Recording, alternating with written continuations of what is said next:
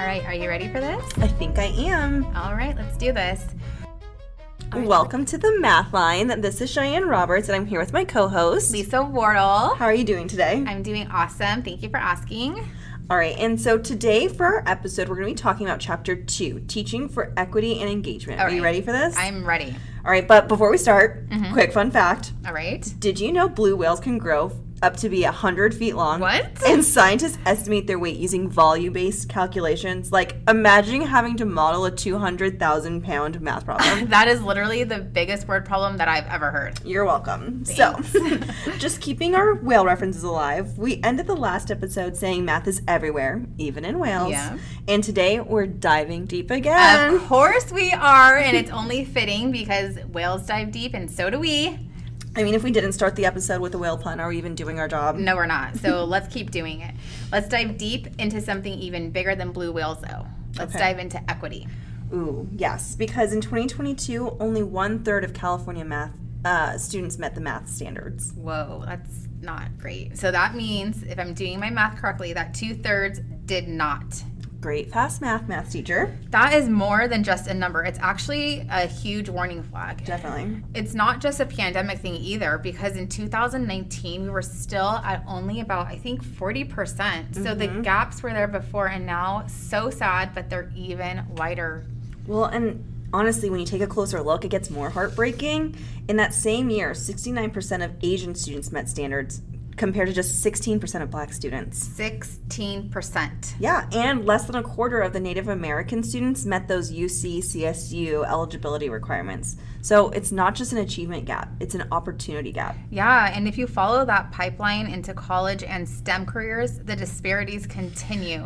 Oh. I know. And in 2016, 2017, Black students made up just 1.3% of STEM bachelor's degrees awarded in the UC system. Oh my gosh, that's so sad. I know. And then so this is also like not just about math then, right? It's about like access and power in the future. Right. And that's why the new math framework isn't just about, like what we teach. It's really about how we teach it, who we believe it's for, and what kind of future we're preparing our students for. All right, and at the heart of it is something called the assets-based approach. Right, and that's basically the opposite of what a lot of us, including myself, grew up with. So instead of asking, what don't they know, it actually asks, what do they know? Exactly. The framework says that we should treat students' lived experiences, their language, their culture, all that good stuff, as resources to build on, not just barriers. Right, to okay, overcome. so that ties actually directly to a bigger mindset shift that the framework calls productive belief. Okay, so old school unproductive beliefs sound like good math teaching means making it easy, or it's the student's job to memorize what I show them. The new belief, well, math is about problem solving, reasoning, making meaning. Students aren't just absorbing, they're actually doing. Yes, sometimes they're struggling productively. Love a little productive struggle, but we're not talking about just throwing kids into the deep end. It's actually about appropriate challenge, providing them those challenges with the support that they need to really persevere and to really push through the math. Yeah, support I think is a key phrase right there. Yeah. So let's talk about how this actually plays out in the classroom. All right.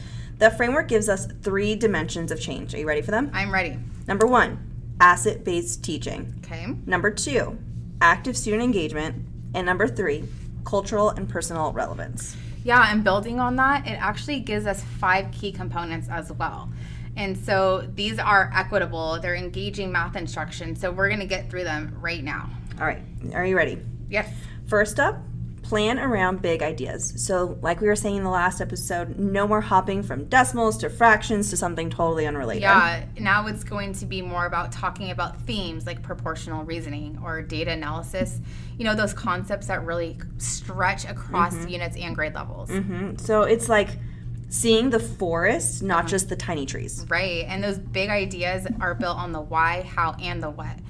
And so the why actually comes from those drivers of investigation. So that's making sense of the world, predicting, what could happen and impact the future. And then when you look at the how is really those 8 mathematical practices. So the SMPs, right? Yes, the SMPs. and then the what. Those are the 4 content connections across K through 12th grade. Wait, what are the 4 content connections that are across K-12? Good question. So the framework actually organizes content around 4 big themes. So the first theme is that reasoning with data. And this includes the like stats, probability, logic, all that good stuff. Okay. And then the second theme is that exploring changing quantities. So think, algebra, functions, patterns. And then when we look at the third theme, this is really, taking wholes apart and putting them back together. So the things like number sense, fractions, operations, those all fall under that third theme. And then the fourth theme is discovering shapes in space. So geometry, measurement, spatial reasoning. Okay, so basically we have data. Yep. Change, numbers, and shapes. Yes. Okay, got it. I feel like that's the entire universe of math right there. Well, you're exactly right. And you know what? The beauty is that these aren't just in separate silos. So they weave through every grade, every course, creating that real coherent thing we talked about in Chapter 1. Ooh, wait. So right there you just said every course? Every course. Well, then that kind of also is leading us to, that conversation for high school if we're going to stay traditional or if we're going to go integrated. So the framework's kind of saying that all of those 4 things, remember we said data, change, number, and shapes, should be in every course? Every course, yes. Ooh, okay. All right.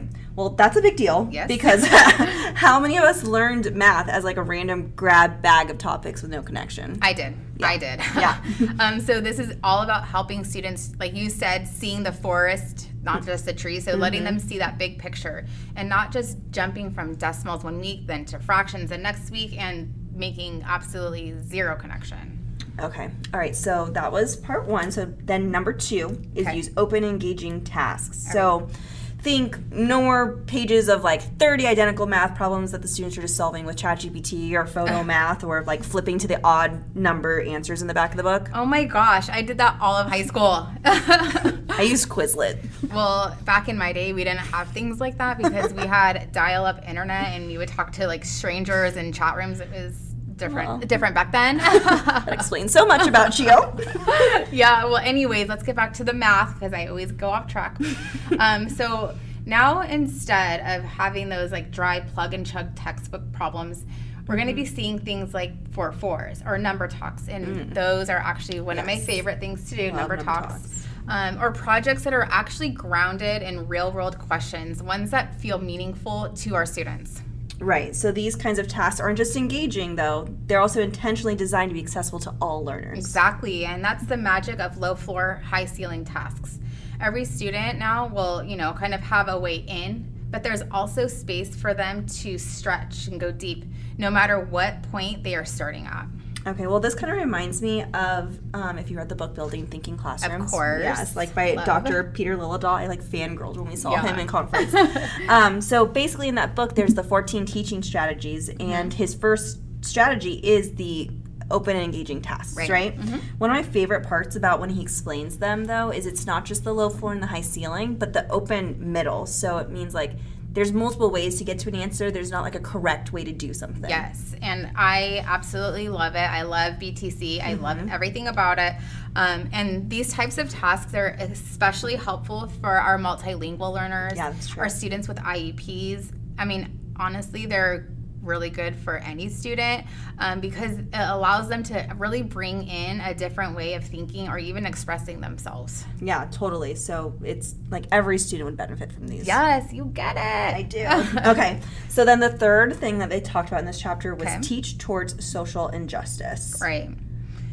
So now if you hear social justice in math and your eyebrows go up, just hang with us for a moment and we'll get through it. So part of it is helping students build like their positive math identities, you know, really showing them that they can be a math person even though they might have been told like you're not a math person before they hear it from their parents or teachers, right? Yeah, that's so mean. I mean, imagine saying that to a kid. And you know what? The other part, using math to examine real inequities, from housing data to environmental justice to school funding.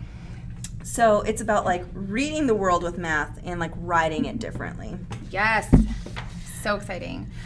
So let's go to the fourth component from Chapter 2, which was invite student questions and conjectures. So it's not just like, what's the answer, but why is the answer true? Mm-hmm. What patterns do you see? What do you think would happen? Yeah, like let them wonder out loud, make a guess, test an idea, and yes, give them time to actually think. Wow. Mind blowing. Well, the example in the framework with like the fourth graders and they noticing how doubling one factor and having the other keeps the product the same, that was conjecture gold. Yes, it was. And the teacher really leaned into it, which I loved. They encouraged the revoicing, the pausing, checking for understanding. It really, truly was student-led and teacher-supported. Yeah, exactly. Okay, and the last one that we're going to talk about, not last but not least, prioritizing reasoning and justification. Yeah, and this is really, like the heart of it all. Math should make sense, and students should explain why. The why is so important. Like, why does this make sense? We don't want them just to be mimicking a process. And this is where equity comes in again, because not every student has honestly been given the opportunity to reason deeply in math class. Which is so sad. I know. It's like when we're going through classrooms, I feel like we see so much great I do, but there's not a lot of like the collaborative practice that we do where they're able to really, think. And there doesn't allow for the opportunity of that productive struggle, which the kids really, really need. Yeah. And so the framework actually called out a study that revealed only 9%, okay, of middle school assignments were considered high cognitive demand. Sounds pretty similar to our math scores in middle school. Yeah. I wonder how those are connected. We'll see. But I do remember that study, and it also said that 71% of students getting good grades on that work, it wasn't even at grade level. Like the opportunity miss. So the framework is saying, you know what, let's just stop lowering the bar for these students and let's give them real math, real thinking, and really feel supported. Yeah.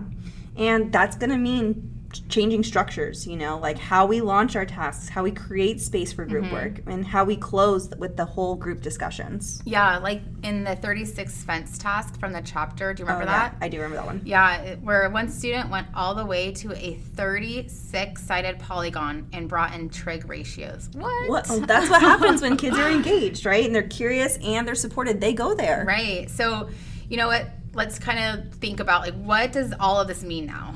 Okay, well, to me, it means that math isn't just rules and formulas. Okay. It's identity. It's opportunity. It's like power. Yes, and it means that every student deserves access to deep, meaningful math learning. Totally. So let's keep asking, what would it look like if all of our students saw themselves as mathematical thinkers, like really talking about empowering our students the way we do in our vision statement? Well, you know what? That is a vision, and we are here for it, and I cannot wait to see it come to fruition. Yeah, totally. Well, I think that kind of wraps up Chapter 2, right? Yeah, I think so. All right, so we'll see you guys next time for Chapter 3. And until then, keep noticing the math around you. Even if it's in water again. Or whales. Do not forget about those whales. All right, bye guys. Bye.